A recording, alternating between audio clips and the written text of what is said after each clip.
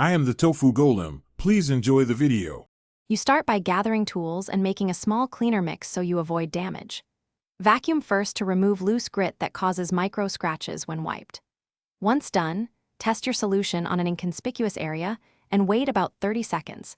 This ensures color and finish stay safe. Make sure to use soft brushes for textured areas and a clean microfiber for flat surfaces so you avoid streaks and abrasion as you move into the main cleaning steps. Now focus on deeper cleaning where dirt hides.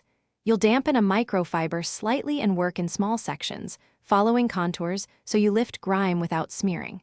Once done with surfaces, use a soft brush and cotton swabs for vents, seams, and buttons. Compressed air helps dislodge stubborn dust without contact.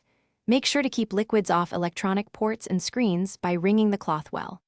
After cleaning each section, immediately dry and lightly buff so residue doesn't settle back into texture. To finish, you apply a non-silicone UV protectant thinly to shield plastic and leather from sun damage. Silicone can attract dust and make surfaces slippery. Once applied, buff with a dry microfiber until the surface looks even and natural rather than glossy. Make sure to ventilate so residue dries quickly. If product leaves a white film or streaks, re-wipe with a slightly damp cloth and immediately dry. That quick re-clean usually fixes buildup. Thanks for watching. Consider subscribing if we helped you today.